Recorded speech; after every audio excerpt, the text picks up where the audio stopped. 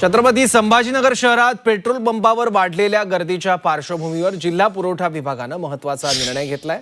नागरिकांनी घाबरून मोठ्या प्रमाणात इंधन साठवण्याचा प्रयत्न केल्यानं काही ठिकाणी तात्पुरती टंचाई निर्माण झाल्याचं चित्र आहे। याच पार्श्वभूमीवर प्रशासनानं दुचाकी वाहनांना जास्तीत जास्त 200 रुपयांचे आणि चारचाकी वाहनांना 2000 रुपयांपर्यंतच इंधन देण्याचे आदेश पेट्रोल पंप चालकांनी दिले आहेत।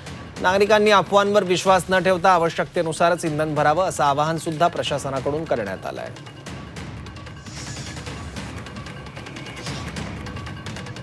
आपल्या संभाजीनगर जिल्ह्यामध्ये सध्यापर्यंत पेट्रोल आणि डिझेलचा स्टॉक व्यवस्थित आपल्याकडे दररोजचा येत आहे।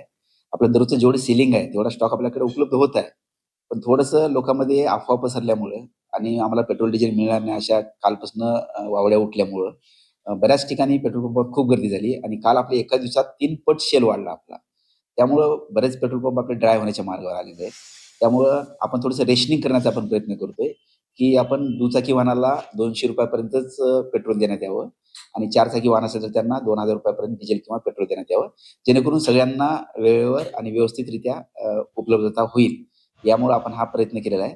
त्यामध्ये आपण कॅन किंवा डिझेलचे बॅरल याच्यामध्ये न देता गाडी आणल्यानंतर गाडीमध्येच द्यावं, असं आपण आवाहन केलेलं आहे।